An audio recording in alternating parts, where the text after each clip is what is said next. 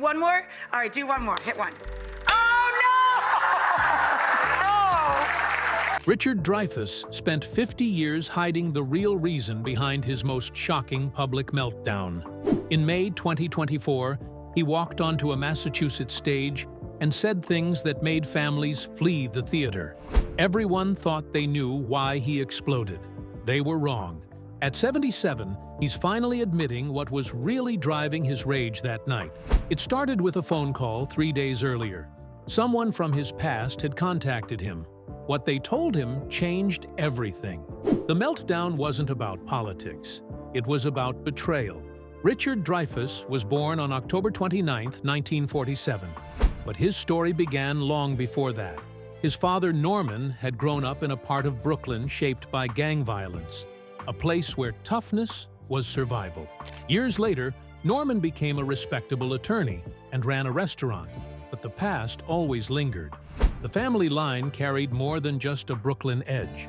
Richard later found out that his great-grand-aunt was Hesia Helfman, one of the revolutionaries who assassinated Tsar Alexander II in 1881. She was the only one in the group who escaped execution. So from assassins in Russia to street fights in New York, violence wasn't just something Dreyfuss acted. It was part of his bloodline. His mother, Geraldine, was the opposite. She was a peace activist, someone who spent her life pushing back against the kind of chaos her husband had come from. And Norman himself wasn't just hardened by childhood. A mortar explosion during World War II at the Battle of the Bulge left him with permanent injuries. He walked with crutches and wore army-issued shoes for the rest of his life. That mix of raw past and progressive values shaped Richard early on. You could see it later in his roles. Ordinary men cracking under pressure, emotionally torn. It wasn't an act. He'd lived near that edge since childhood. When he was just 9, everything shifted. It was 1956, and most boys that age were climbing trees or riding bikes. But Richard already knew he would be an actor. Not wanted to be, he was certain he would be. Then his father's hatred for New York triggered a family escape. They left Queens, spent time in Europe, then finally ended up in Los Angeles.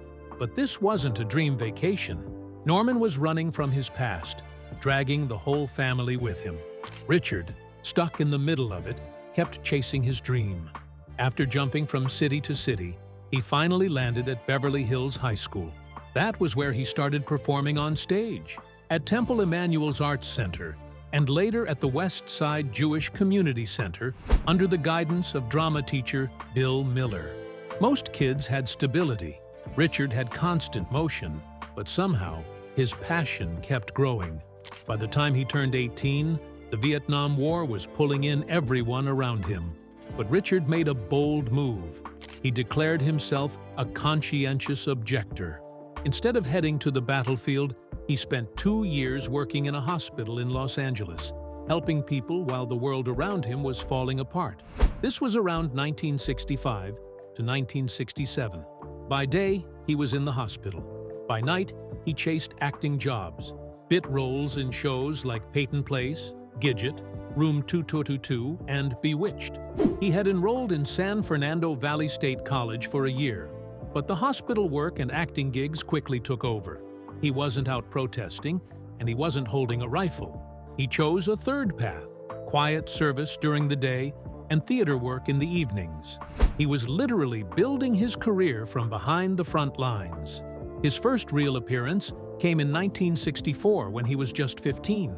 He showed up in a show called In Mama's House, but he'd actually been on Peyton Place even earlier.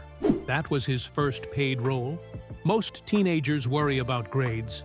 Richard was already working, and not everyone at home was thrilled. His father, dealing with war trauma and his own broken dreams, didn't support his son's career. The tension grew until it snapped. When Richard was 21, Norman left the family. They were no longer speaking when Norman died.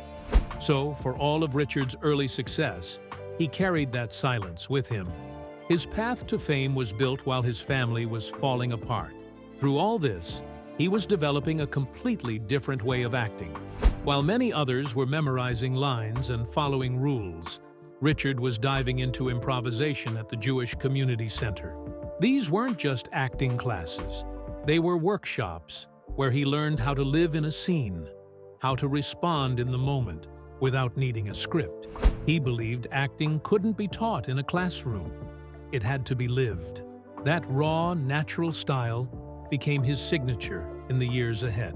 In 1967, he got his first film role in The Graduate. It was just one line, "Shall I get the cops? I'll get the cops." But that film would go on to make $104.9 million at the box office. That's nearly $857 million today. Almost no one noticed him at the time, but millions of people had unknowingly witnessed the first movie moment of someone who would win an Oscar less than a decade later. He was 19, an extra in a boarding house scene, and director Mike Nichols had no idea he was filming the future star of Jaws and Close Encounters. The next year, he landed his first leading role in The Young Runaways, and it almost ended everything. The movie was a disaster. Dreyfuss was only 20, but they made him play a 32-year-old hippie draft dodger, speaking in bizarre phrases like, "I'm all hung up in my own hassles, baby." Critics ripped it apart. They said the acting, the music, the writing, everything was terrible. The dialogue didn't even sound like real people from the 1960s. It was written by a 51-year-old man who clearly didn't understand youth culture. The whole thing became a cult joke. But for Dreyfuss, it was a brutal lesson. Just because you're the lead doesn't mean it's a good idea. By 1973, things were shifting. He played babyface Nelson in Dillinger, a violent, twitchy role that caught everyone's attention. He didn't just act the part. He studied real FBI files, learning about the man who had killed more agents than anyone else in history. Nelson had been small, just 5'4", and had a thirst for blood. Dreyfuss leaned into that, portraying him as someone who killed for the fun of it. It was chilling. The budget was low, only $1.5 million, and Dreyfuss made $25,000, but the performance stood out. Spielberg noticed. It wasn't long before Jaws came calling. A year later, in 1974, The Apprenticeship of Duddy Kravitz took him even deeper. The story followed a Jewish boy trying to escape poverty in Montreal's Jewish ghetto, a story that echoed Dreyfuss's own heritage. His family had come from Austria-Hungary, and he understood what it meant to fight for a future. The novel had been shelved for over 15 years. Studios said it was too ethnic for audiences. But when the film finally got made, Dreyfuss gave it everything. He was paid $50,000 and received glowing reviews, especially from Pauline Kael. The film showed the anti-Semitism of 1940s Montreal and captured the raw hunger of a boy desperate to succeed. It was the role that proved he could carry serious dramas and connect them to his own roots. Then came American Graffiti. George Lucas saw Dreyfuss in a pilot for Happy Days that hadn't even aired yet. That's how he ended up cast as Kurt Henderson. The film had a tiny budget, just $777,000, and was shot in 28 nights in Petaluma after another town pulled their filming permit. Dreyfuss made $25,000, and the film went on to gross $140 million worldwide. His role, chasing after a mysterious blonde in a white Thunderbird, mirrored Lucas's own teenage experiences in Modesto. At first, Universal wanted to bury the movie, but after test screenings blew audiences away, they rushed Happy Days to TV to ride the wave. Dreyfuss had played the thoughtful one in the group, the one deciding whether to leave for college or stay behind, and the role hit home for people everywhere. Richard Dreyfuss didn't start out chasing fame, but in 1975, everything changed when he stepped into the role of Matt Hooper, the quick-witted marine biologist in Jaws. The filming itself was a nightmare. Shooting started in May 1974 at Martha's Vineyard and dragged on until October. The mechanical sharks were constantly breaking down, which forced Spielberg to hide the monster more than show it. That creative decision ended up making the movie even scarier.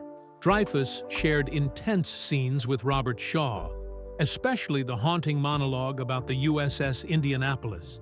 That became one of the most unforgettable moments in cinema. But strangely, Dreyfuss later called Jaws boring. He said he doesn't like talking about it and finds the whole topic dull. Still, the film exploded at the box office, becoming the highest-grossing movie in history until Star Wars came out 2 years later. Adjusted for inflation, it made around $1.5 billion and changed the summer blockbuster forever. And just like that, Dreyfuss was no longer just an actor. He was a star.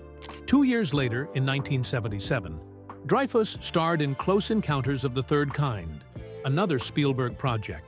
This time, he played Roy Neary, an ordinary man whose life slowly falls apart after a mysterious UFO sighting.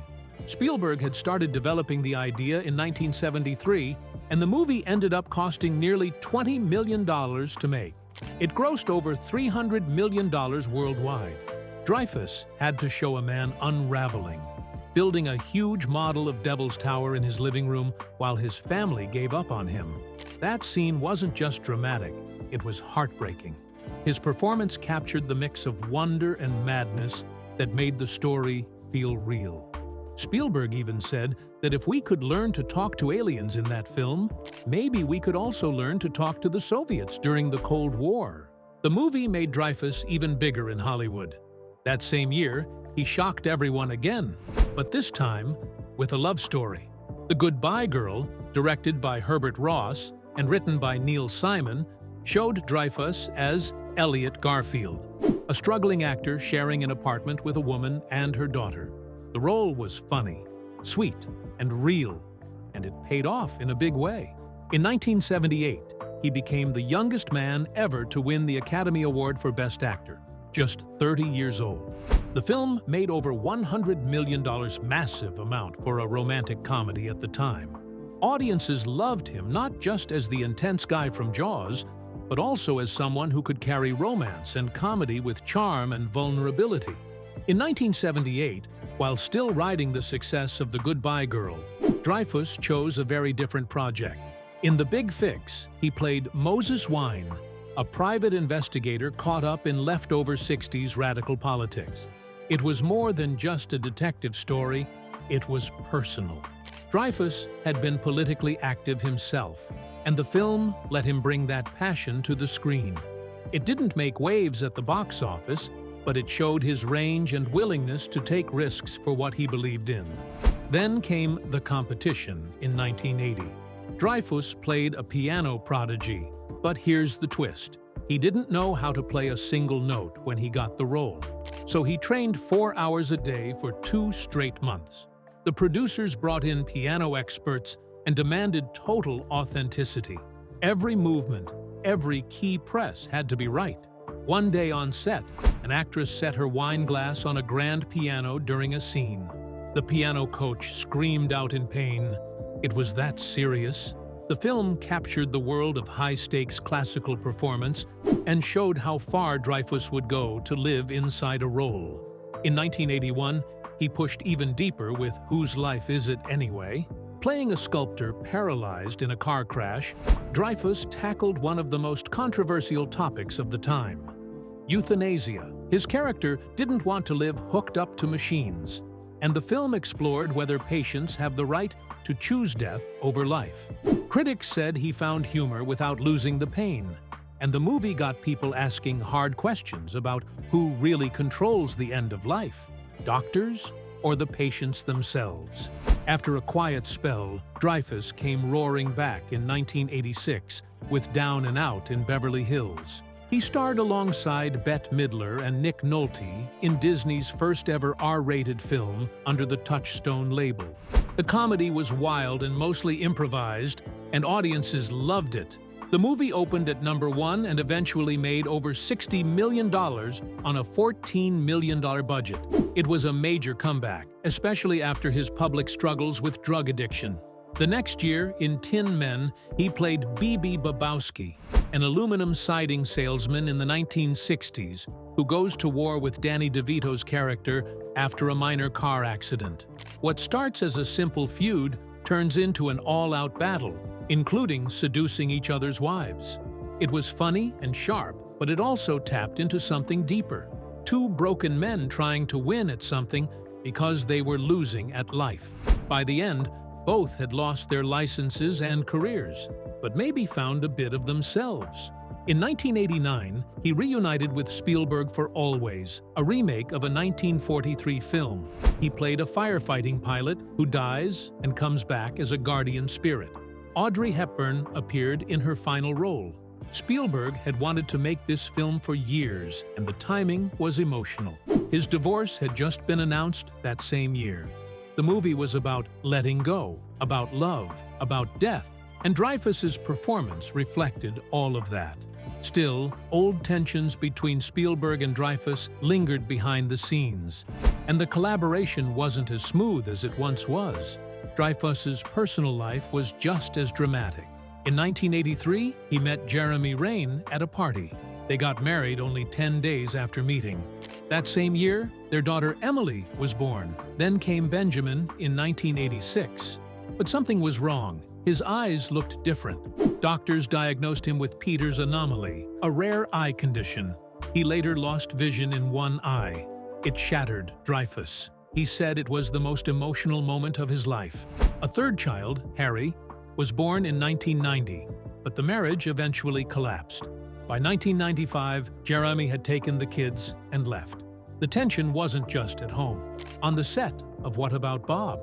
In 1991, Dreyfuss clashed with Bill Murray in one of Hollywood's ugliest feuds.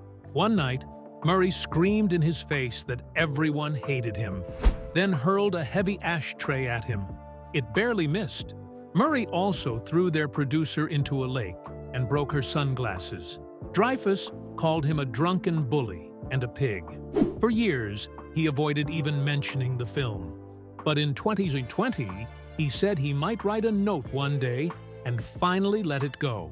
In 2001, Dreyfuss starred in The Education of Max Bickford, playing a recovering alcoholic professor.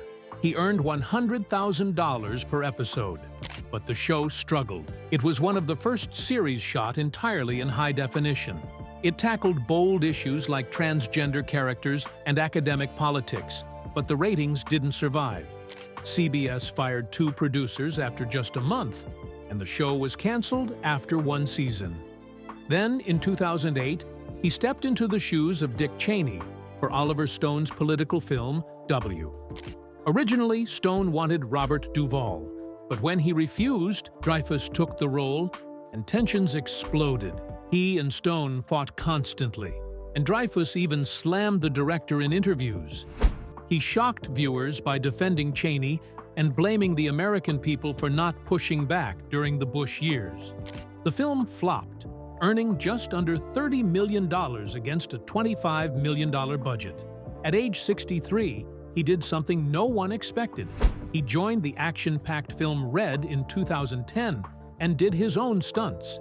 He played arms dealer Alexander Dunning alongside Bruce Willis and Helen Mirren.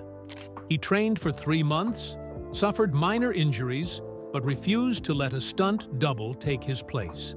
The movie made $199 million and earned a Golden Globe nomination. His role was originally meant for someone in their 40s, but he proved older actors could still steal the spotlight.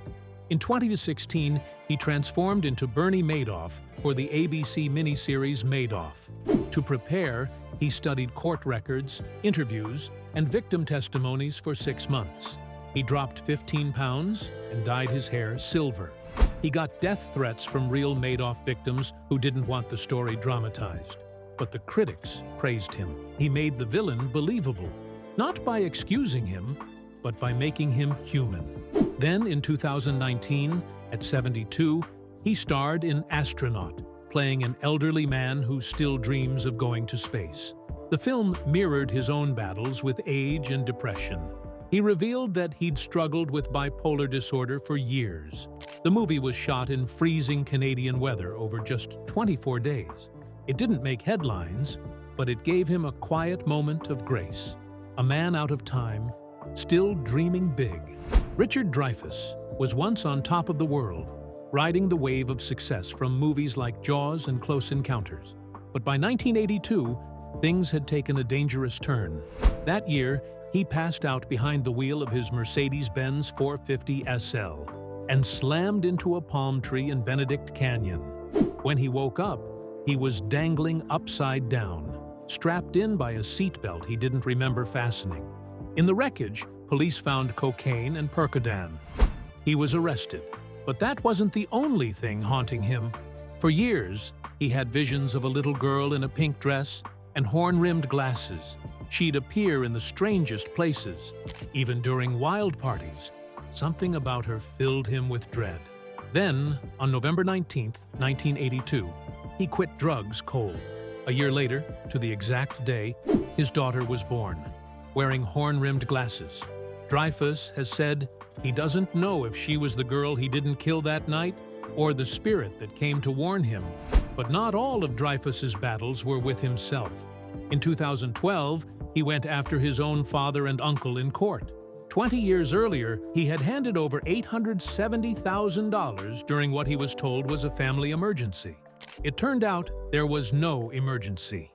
They used the money to quietly buy a 13-story building in downtown Los Angeles. Dreyfuss was never told. Even though he funded nearly a third of the deal, they insisted he owned only 10%. When they won a $5.5 million judgment in 2009, they didn't give him a dime. And this wasn't the first time he sued them. He had already taken them to court in 2008. What shocked people most was that even with all his fame, Dreyfuss still got trapped in family betrayal. Then, in 2024, a new kind of tension went viral.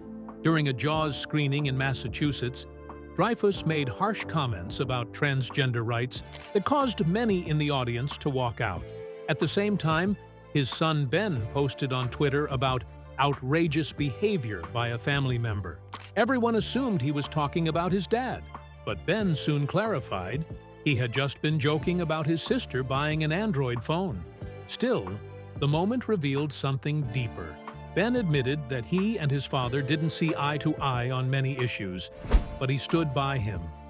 For a modern family, their drama didn't unfold in a living room. It unfolded on Twitter, in real time.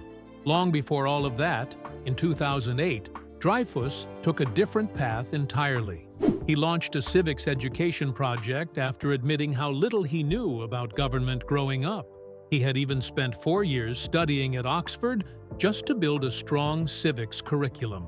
His program focused on storytelling and community discussions, and it was tested in Texas schools, where students formed their own lunch hour clubs called the Sons and Daughters of Liberty.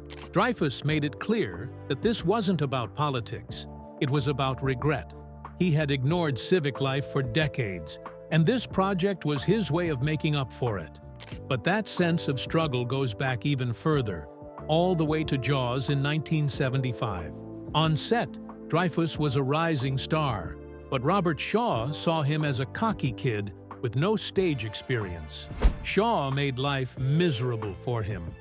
He called him names, insulted his acting, even dared him to climb the boat's mast for $100. Spielberg said Shaw was like a man possessed. Roy Scheider recalled that Shaw thought Dreyfuss needed to be slapped down. Their tension was real, and it made the tension between their characters feel even more real on screen. In 2008, history repeated itself on a different set. This time, it was with Oliver Stone during the filming of W. Dreyfuss played Dick Cheney. But behind the scenes, he fought constantly with Stone. It got so bad that Dreyfuss later called him a fascist and compared the experience to working for Sean Hannity. He even admitted he only did the movie for the paycheck. Stone fired back, saying Dreyfuss couldn't remember lines and had to use cue cards.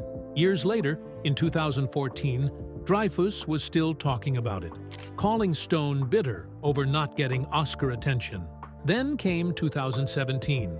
As the Me Too movement grew, a writer named Jessica Teich accused Dreyfuss of years of harassment, including a moment in 1987 when she said he exposed himself to her in his trailer. Dreyfuss denied exposing himself, but admitted to seductive behavior he thought was mutual. He called it a misunderstanding. What made the story even more complicated was that just days earlier, he had tweeted support for his son Harry, who had accused Kevin Spacey of groping him when he was 18. Critics called out the double standard. The trouble didn't stop. In May 2023, Dreyfuss appeared on PBS and exploded over the Academy's new diversity rules. He said the idea of being told how to cast a film made him want to vomit. He defended old blackface performances and asked why actors today had to cater to society's feelings. His words lit a firestorm across Hollywood. It came just months after he said it was crazy that he'd never be allowed to play a black man. He seemed to be digging his heels deeper with every interview. Then came the night that changed everything. May 25, 2024. At a Jaws event in Massachusetts, Dreyfuss walked on stage wearing a floral house dress over his shirt, swaying to Taylor Swift. He pulled off the dress mid-song, raised his cane like a bat, and launched into what many called a hate-filled rant. He bashed the Me Too movement. He called Barbra Streisand passive. He attacked transgender youth, mocked LGBTQ+ people, and offended survivors of sexual violence. Families walked out. One parent wrote that her 10-year-old daughter cried during the speech. The theater sent out apology emails the next day. 3 days later, the same theater was scheduled to host an event about fighting discrimination. Instead, they had just hosted what attendees described as a night of misogyny and homophobia. The contrast couldn't have been more striking. And once again, Ben Dreyfuss found himself caught in the middle. He tried to explain his dad's actions without defending them, using social media to diffuse the storm, while admitting the family was embarrassed. His tweets turned into a public statement, and that statement became part of the headline. This time, even loyalty couldn't protect them from fallout. The aftermath was swift. Venues canceled appearances. Industry contacts went quiet. His own agent spent more time handling cancellations than scheduling events. Dreyfuss refused to apologize, and as days turned into months, his isolation grew. After so many past controversies, blackface, Oscars, Stone, Jaws, everything, it all piled up. Then, in July 2025, fans were hit with another shock. Dreyfuss was hospitalized with viral bronchitis. He had to cancel a rare public appearance at SharkCon in Florida. A video showed him in bed, frail and forgetful, wrapped in a Jaws blanket, unable to recall what he was even sick with until his wife reminded him. The beeping machines, the tired eyes. It was the first time many people had seen him in over a year, and it was clear things had changed.